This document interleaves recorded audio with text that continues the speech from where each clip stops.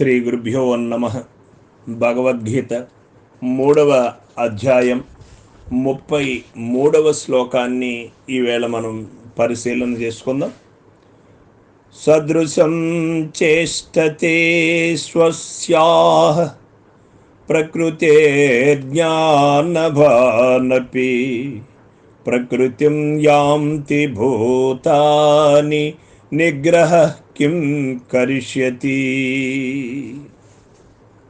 జ్ఞానవంతుడైనను శాస్త్ర పాండిత్యము లేక లౌకిక జ్ఞానము గలవాడైనను తన ప్రకృతికి జన్మాంతర సంస్కారము వలన కలిగిన స్వభావమునకు అనుగుణముగానే ప్రవర్తించుతున్నాడు. ప్రాణులు తమ ప్రకృతి అనుసరించి నడుచుతున్నవి కావున ఇక నిగ్రహమేమి చేయగలదు?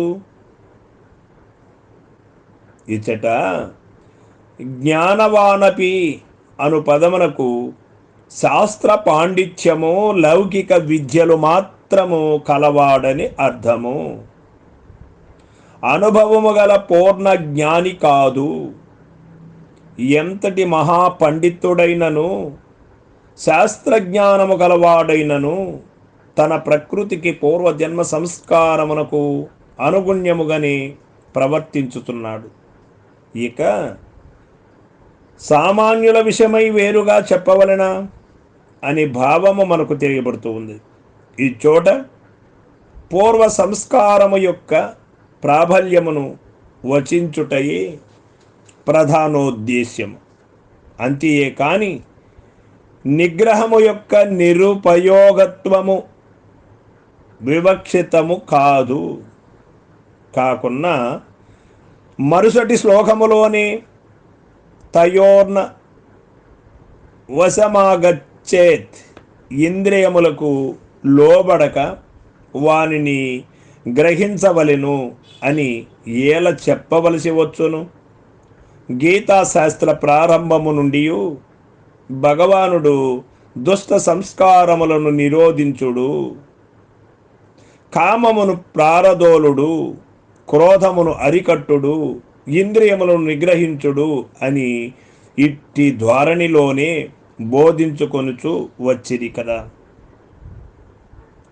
అట్టితరి ఈ ఒక్క చోట మాత్రము నిగ్రహము వలన ప్రయోజనము లేదని వచించుదురా అనే ప్రశ్న వేశాడు. కాదు, జన్మాంతర వాసనల యొక్క సంస్కారముల యొక్క దృఢతర శక్తిని గూర్చి వర్ణించుచు అట్లు చెప్పవలసి వచ్చినది. అంతే కానీ ఇక్కడ నిగ్రహం అవసరము లేదు అని మనం అనుకోకూడదు. ఇక నిగ్రహము పని లేదు, నిగ్రహము అవసరము లేదు అంటే ఇక్కడ ఇంకో విధమైనటువంటి అవగాహన మనం చేసుకోవలసి ఉంటుంది.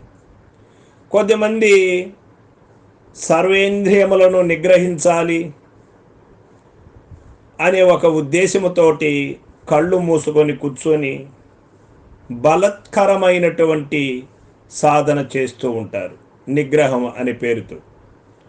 దీని వలన దేహమునకు అసౌకర్యం ఏర్పడి నీ యొక్క మనసు పరిపరి విధములుగా పరిభ్రమిస్తూ కనపడుతున్నటువంటి ఇంద్రియములన్నీ నిగ్రహించి కనపడనటువంటి అంతరింద్రియములన్నీ బయట పరిగెడుతూ ఉంటాయి. దీన్ని నిగ్రహము అనరు. ఇటువంటి నిగ్రహం వలన ఏమి ప్రయోజనము లేదు అని మనం అర్థం చేసుకోవలసి ఉంటుంది. నిగ్రహించడము అంటే నీ యొక్క అగ్రస్థానములో నీవు నిలబడి ఉండాలి అని మనం తెలుసుకోవలసి ఉంటుంది. ఊర్ధ్వమూల మదశాకం అశ్వత్వం ప్రాహురవ్యం చందాంసి యస్య పర్ణాని యస్తం వేద సవేద విత్. అగ్రస్థానములేకి వెళ్ళవలసి ఉంటుంది. అధోముఖంగా ఉన్నటువంటి జీవుడు నిగ్రహం నీ యొక్క అగ్రస్థానానికి చేరుకొని అక్కడ నిలబడినటువంటి వాడికి అది నిగ్రహం అవుతుందే కానీ బాహ్య ఇంద్రియములను నిగ్రహించి అంతరింద్రియములను బాహ్య విషయముల వైపు పరుగెడుతూ ఉంటే ఇది నిగ్రహం అనిపించుకోదు. నీవు గమ్యం చేరుకోలేవు. అధోముఖముగా ఉన్నటువంటి జీవుడు ఊర్ధముఖ ప్రయాణం ఎప్పటికీ చేయలేడు.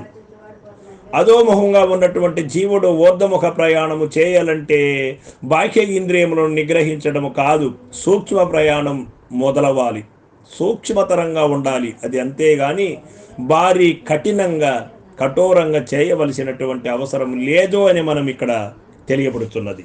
సర్వం సద్గురు పాదార్పణమస్తు. జై గురుదేవ.